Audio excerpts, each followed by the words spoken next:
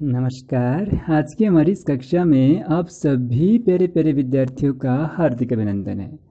तो हम पढ़ रहे थे हमारी सर्जना पाठ्य पुस्तक का चौथा अध्याय बिहारी सतसई से कुछ पद। इस अध्याय के 9 दोहे तो हम पीछे की कक्षाओं में पढ़ चुके हैं और आगे के 3 दोहे हम आज की इस कक्षा में पढ़ने जा रहे हैं। तो इसी क्रम में कवि बिहारी जी का 10वां दोहा है, यहीं आस अटक्यो रहतू अली गुलाब के मूल, वे है फेरी बसंत ऋतु इन डारन व फूल। तो इस दोहे में कवि बिहारी जी ने बताया है कि मनुष्य को कठिन से कठिन परिस्थितियों में भी निराश नहीं होना चाहिए। उसे सकारात्मक सोच के साथ जीवन में आगे बढ़ते रहना चाहिए। कवि कहते हैं, यहीं आस अटक्यो रहतु, कि इसी आशा और विश्वास के साथ अटक्यो रहतु, अटका रहता है या फिर बैठा रहता है। अली गुलाब के मूल, अली माने होता है भंवरा और मूल का मतलब होता है जड़। तो जो भंवरा होता है वह गुलाब के पौधे की जड़ में इसी आशा के साथ पड़ा रहता है या बैठा रहता है कि वे है फेरी बसंत ऋतु, कि फिर से बसंत ऋतु आएगी।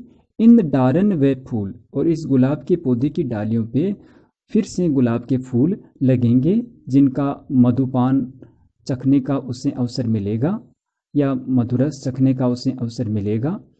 तो यहाँ गुलाब के पौधे और भंवरे के माध्यम से कवि ने मनुष्य को संदेश दिया है कि उसे कभी भी निराश नहीं होना चाहिए, आशावादी बने रहना चाहिए और एक सकारात्मक सोच के साथ जीवन जीना चाहिए। इसी के साथ अगला दोहा है कि को छूट्यों इहि जाल परी, कत कुरंग अकुलात, ज्यों ज्यों सुरजी बजो चहत, त्यों त्यों उर्जत जात। तो इस दोहे में कवि बिहारी जी बताते हैं कि मनुष्य को सांसारिक मोह माया के बंधन में फंसने के बाद उसका निकलना बड़ा मुश्किल होता है। इसलिए मनुष्य को सांसारिक मोह माया का जो बंधन है इसमें फंसने से बचना चाहिए या सावधान रहना चाहिए।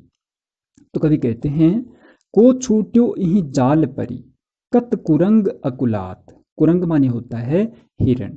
तो हिरण जो होता है वो किसी शिकारी के जाल में जब फंस जाता है तो उस हिरण को माध्यम बनाकर कवि कह रहे हैं कि हे हिरण, इस जाल में फंसने के बाद कौन छूट पाया है या कौन निकल पाया है। को छूट्यो इही जाल परी, कि इस जाल में फंसने के बाद कौन छूट पाया है, अर्थात कोई नहीं छूट पाया है।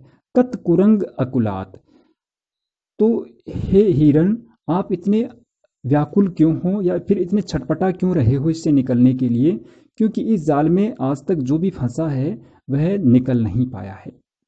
आगे कभी कहते हैं, ज्यों ज्यों सुरजी बजो चहत, जैसे जैसे इस जाल को सुलझाकर किसी ने भागने की कोशिश की है या भागना चाहा है, त्यों त्यों उर्जत जात, वैसे वैसे वह इस जाल में और उलझता जाता है। तो यहाँ कवि बिहारी जी ने हिरण और जाल के माध्यम से मनुष्य को संकेत दिया है या संदेश दिया है। तो यहाँ हिरण जो है वह सांसारिक मोह माया के बंधन में फंसे हुए मनुष्य का प्रतीक है और जाल जो है वह सांसारिक मोह माया का बंधन है या सांसारिक मोह माया के बंधन का प्रतीक बताया गया है। तो इस प्रकार कवि कहते हैं कि जब कोई भी मनुष्य इस सांसारिक मोह माया के बंधन में फंस जाता है तो उसका निकलना बड़ा मुश्किल हो जाता है और जैसे जैसे वह इस बंधन या इस जाल को तोड़कर निकलने का या सुलझाकर निकलने का प्रयास करता है वैसे वैसे वह और अधिक इसमें उलझता जाता है। तो यहाँ दूसरी पंक्ति को थोड़ा फिर से ध्यान से देखिए, ज्यों ज्यों सूरजी बजो चहत, त्यों त्यों उर्जत जात, जैसे जैसे सुलझाकर भागना चाहता है वैसे वैसे और उलझता जाता है। तो वैसे हम देखें तो सुलझाने पर उलझेगा कैसे, सुलझाने पर तो सुलझ जाल सुलझ ही जाएगा और उससे भाग ही जाएगा, वो निकल ही जाएगा। विरोध का सा आभास हो रहा है, लेकिन वास्तव में इसमें जैसा हम समझ रहे हैं वैसा कवि ने नहीं बताया है।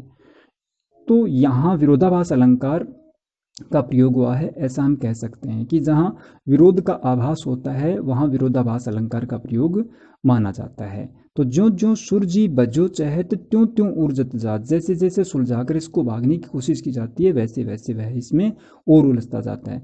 तो यहाँ शिकारी की जाल की बात नहीं कही गई है, सांसारिक मोह माया के बंधन के संदर्भ में इस बात को कहा गया है ना।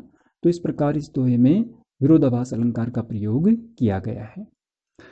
अगला दोहा है, बतरस लालच लाल की मुरली दरी लुकाए, सुह करे बोहनु हंसे देन कहे नट जाए। तो भगवान श्री कृष्ण जब छोटे थे तो उनकी मीठी मीठी मधुर बातों को सुनने के लिए गोपियों ने क्या किया, उसकी मुरली को छुपा लिया। तो उसी प्रसंग को यहाँ इस दोहे के माध्यम से कवि बिहारी जी ने बड़े सुंदर ढंग से प्रस्तुत किया है। तो कवि कहते हैं, बतरस लालच लाल की। देखो, बतरस और लालच के बीच में हाइफन का निशान है। तो बातों के रस रूपी लालच में आकर के, बातों की रसीली जो गोपियां हैं वो भगवान श्री कृष्ण की बातों की सुनने के लालच में आकर के, लाल यहाँ श्री कृष्ण के लिए आया है, मुरली दरी लुकाए, लाल की मुरली दरी लुकाए, यानी श्री कृष्ण की मुरली को लुकाई, लुकाई का मतलब होता है छुपा लेना, श्री कृष्ण की मुरली को छुपा लेती हैं। लको लको लेना अपने भी काम में लेते हैं ना, लुकाए छुपाने के संदर्भ में।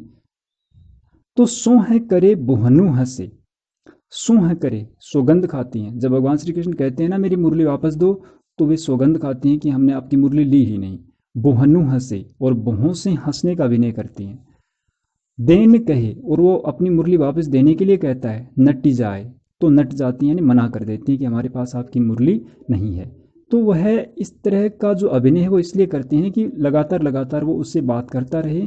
तो उनकी बातों को सुनने के लालच में आकर के गोपियों ने भगवान श्री कृष्ण की मुरली है वो छुपा ली या छुपा लेती हैं। तो इस प्रकार उस प्रसंग को, जब छोटे थे भगवान श्री कृष्ण, तो उनकी मुरली गोपियां छुपा लेती हैं और उनकी मीठी मीठी बातें लगातार लगातार वो सुनती रहती हैं। इस दोहे के माध्यम से कवि बिहारी जी ने इस प्रसंग को उभारा है या प्रस्तुत किया है। तो इस प्रकार आज के जो 3 दोहे हैं वो पूरे होते हैं। इनसे संबंधित जो प्रश्न हैं वो हम देख लेते हैं। तो पहला प्रश्न है, यहाँ ये बनता है कि इहीं आस अटक्यो रह तू अली गुलाब के मूल, है ना। ये दोहा हमने पढ़ा था पहला, इहीं आस अटक्यो रह तू अली गुलाब के मूल, हुए है फेरी बसंत ऋतु इन डारन वे फूल। तो इस दोहे में कवि ने क्या संदेश दिया है ना। इस दोहे में कवि ने संदेश दिया है कि मनुष्य को कभी भी निराशावादी सोच नहीं रखनी चाहिए, आशावादी सोच और सकारात्मक सोच के साथ जीवन जीना चाहिए। अगला है, को छूट्यो इही जाल परी। ये जो दोहा है ना, दूसरे नंबर पे हमने दोहा पढ़ा था, दूसरा यानी 11वां दोहा जो हमने पढ़ा था।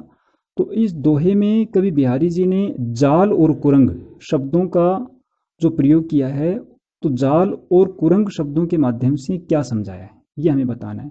तो यहाँ जाल जो है सांसारिक मोहमाया का प्रतीक बताया है, और कुरंग जो है वो सांसारिक मोहमाया के बंधन में फंसे हुए मनुष्य के लिए शब्द का प्रयोग कवि ने किया है। तो दोहे में जैसा हमने समझा था, पढ़ा था, उसको अच्छी तरह समझकर इस प्रश्न का उत्तर हम दे सकते हैं।